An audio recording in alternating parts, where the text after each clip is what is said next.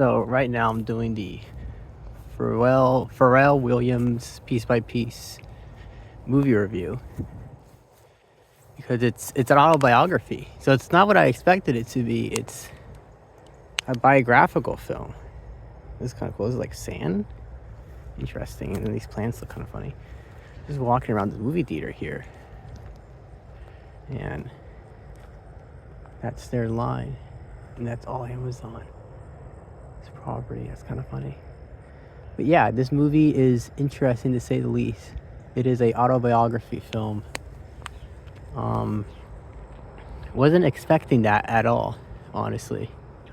I thought it was like, would be like a story, like an actual, I guess like a traditional movie. Because it's basically, yeah, about not an autobiography. Is it biography or auto? I don't even know.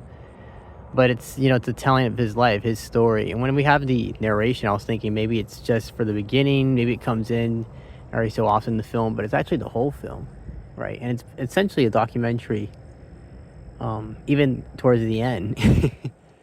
The guy, I think his name was Nori, Nore, something like that. All right, his stage name. I don't even know who he is. I guess he's famous.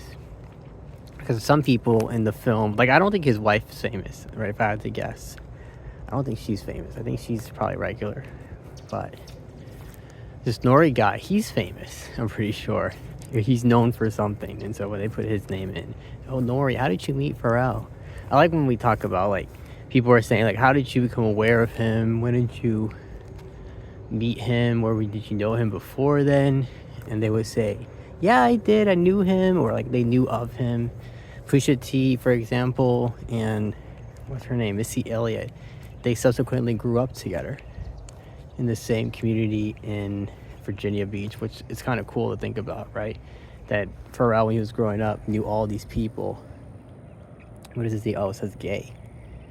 I think. I don't even know what that says, actually. There's some graffiti right here on this really tall lamp pole, but yeah, it's a nice movie. I liked it. And it's kind of cool. You get to see, like, his life, basically, I guess. Or not see, but you learn about, like, who he is and how he came to be about, all that kind of stuff.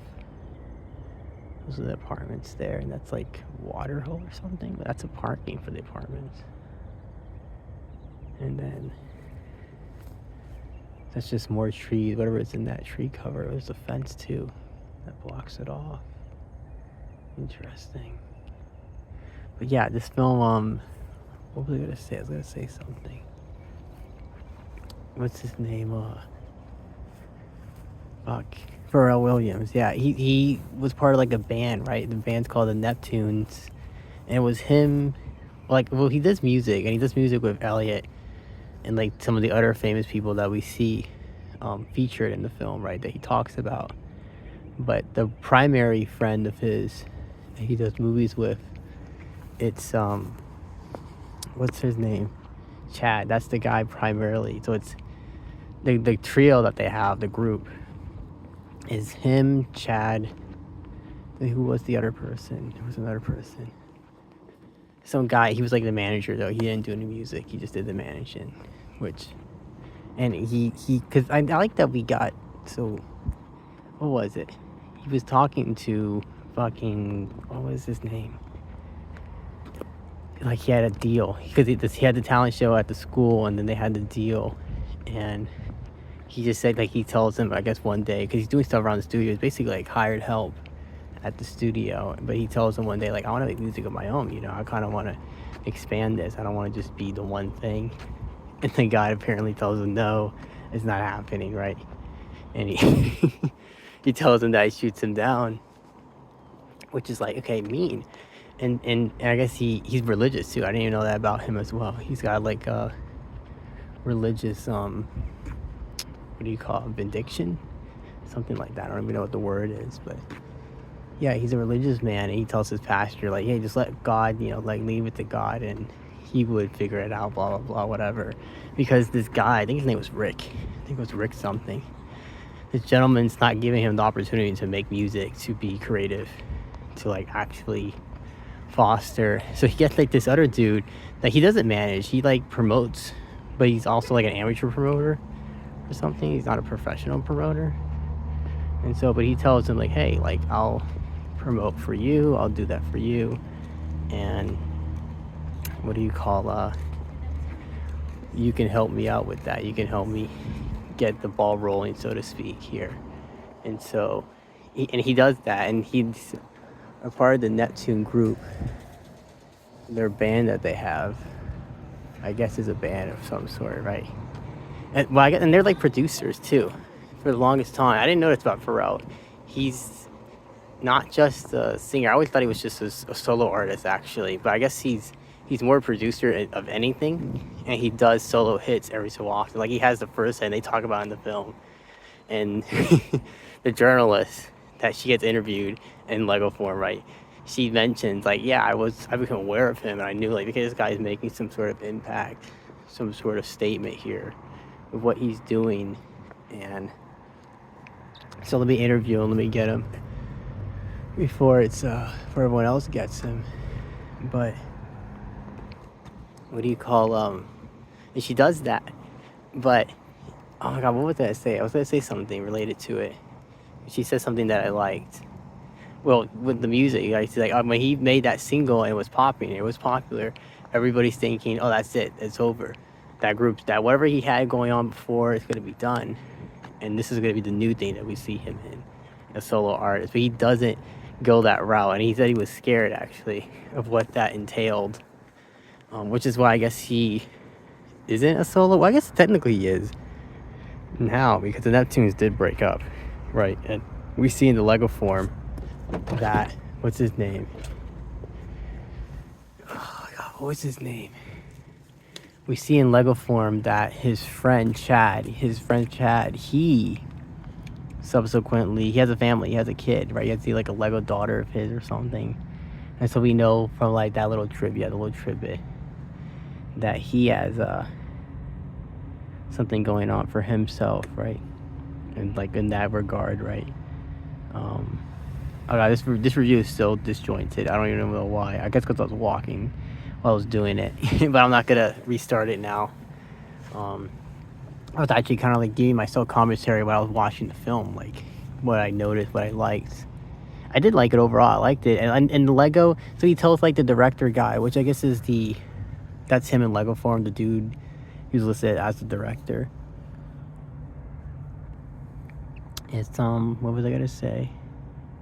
Yeah, this is completely all over the place. I probably need a script to actually have a more cohesive video. But that gentleman, he says, you know, like Pharrell tells him, like, I want it to be Lego. I want this my autobiography, my story to be told. I guess he wants it to be unique. He even mentions this in the film, like, this is a weird kid. I think people always thought that was, this is a weird kid. This guy's odd. He's different and whatnot. And I guess he is. He has anesthesia. I think that's the name of the condition is, and which is kind of cool, right, to know about that. And then Chad, he also had it because he mentions that one thing that bonded him and Chad together was the fact that they both can see, or not see, rather, they can with their mind's eye, right? They can imagine colors with the music, which is something not everybody can do this, right? Not everybody can imagine music with colors. I know I can't. I don't do this. Music with color. I just play movie. It's just a movie in my mind, really. That's what it's gonna be. Which I think that's like just typical of people. That's like a very normal, standard thing for a lot of people. Not to say that anesthesia is weird, but yeah, that's just a cool, interesting fact about him, that he has that. And then another thing with this kind of film, I feel so lost in my thoughts all of a sudden. I had it, I guess maybe because I was talking in the film about what I liked. His grandma, I like that. So I guess he misses his grandma's passing in the film. This is like, and like his grandma's passing subsequently, at least how the story is told in the film, it sort of subsides, or like, well, not subsides, what is that word? It collides, it concludes, like it matches up with like him losing connections. The group of Neptune breaks down. It's I think he might have met that girl, his wife, his then wife, that she's Lego in the movie, and they have kids. Actually, in the movie they have like 3 or 4 kids running around, which is which is kind of funny. But he doesn't mention any names for his kids. Maybe he's private about his children. He's like, oh, but like I have kids. I'm not gonna tell you your names, but I do have kids. And his wife has some moments. And I don't think she's famous. I think she's actually just kind of a common person. And I like that she mentions this. She didn't mention him by name, like, oh, I knew who he was. But she said she went to a party, right? A barbecue, friend's barbecue or something. He was there. And she mentions that he was surrounded by like girls and they're all gawking at him. So I knew that he was somebody. This is somebody that's important in some aspect, in some way. It makes sense, right? It concludes, basically. But what was I thinking of? Yeah, grandma passes, and it could matches up with like him essentially, how do you call, having this downward spiral for some time. And I like when they show the execs and they like look like vampires. And he mentions like what he was doing at that time. They don't go into really specific details, but I guess he had a moment where he mentions it in the film, right? He says starting to stay relevant, it would eat you, it would destroy you, and you can't do that. You just I guess he lost being true to himself, and he was doing things that he would have otherwise done so he could be relevant in the culture, so he could still be the it guy to go to, that kind of thing. And it is something that he would have avoided otherwise, right? Had he not done that. And so that was something cool, interesting to know with the film, right? How he acknowledges that, and he says, "Yeah, I went through that sort of phase, and I was doing these things." But then he bounces back up, and I guess he bounces back up with the Daft Punk song, and from that point on, I guess, because like he remembers like where his grandma had told him, and so on and so forth. Like, you gotta be true to yourself. You can't be fake. You gotta. People want to hear the real you and all that not nonsense, but all that jazz, right? And so I like that the film, and the director kind of hints at this, like, where's the end of the film? Because obviously Pharrell's not dead, he's still alive, he's telling it as they're making the movie.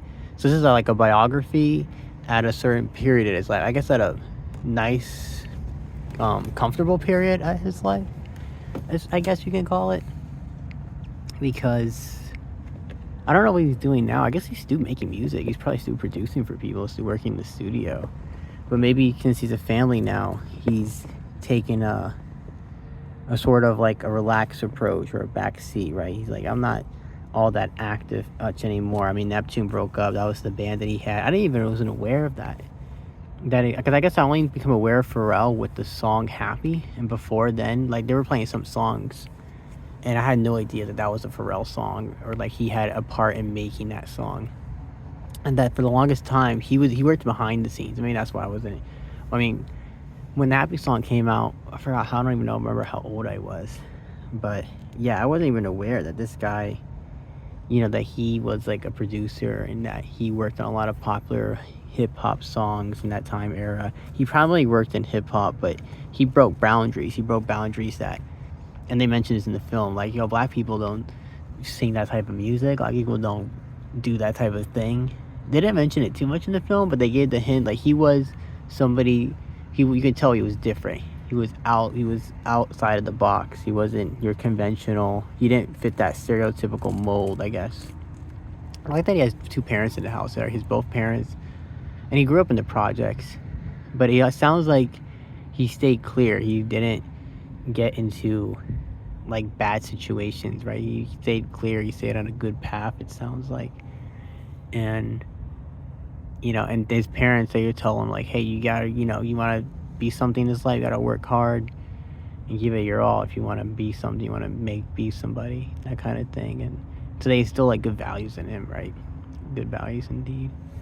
What was I thinking? I was thinking of something else with this movie that I can't quite think of at the moment. There are probably some more things I like to say about it. I liked it overall. It's the guy says it in like I mentioned way earlier in the film. Nor says it, or Nori, whatever you pronounce his name. It's like abbreviations, actually. It stands for something, I guess. But that gentleman, he mentions it well when he says, this isn't a movie. It's not a movie per se necessarily. It's more a biography, essentially. That's what it is. A biography of this man's life is what we're watching, is what we're listening to when we see this film, right? not a movie per se. Documentary, biography, documentary, right? Pharrell Williams. But what makes it unique and different is that it's told in Legos. The whole thing is Lego pieces. And I think in one of the scenes in the film when he's in the projects visiting it again, Atlantic, he says I'm from Atlantis, and he's literally from Atlantis, right? He said like literally like the projects that I grew up in, Virginia Beach, is called Atlantis projects or something. And he said like the kids in the suburb, they see this as like the hood, but over here for us, it's just not a neighborhood. It's just home. It's not anything negative connotation wise like that. It's just a community of like people, right? But he mentions I gotta tell it in Lego. I want to tell it in Lego. He makes a point to mention that, and it definitely makes for unique. It makes for unique experience, right? Watching a biography documentary that's told in Lego rather than just the. If it was the other way around, I probably wouldn't bother to watch this, honestly. So it got me to watch it. And then when you see it's Lego, you think, okay, maybe it's like a kids movie. Is this rated PG? And maybe that's the sacrifice you make when you make something that's animation, and especially with like a child's toy, something that's marketed towards young children. That we're gonna have we don't want the people to get mixed up and think like, oh, they're watching this documentary biography and it's got the song that he produces for people and they're cursing and dropping F-bombs and whatnot in the songs, right? No, he's like, no, we don't need that. Yeah, this film was nice. I liked it very much. Piece by Piece. Biography by Pharrell Williams, done in Lego. Thank you for listening.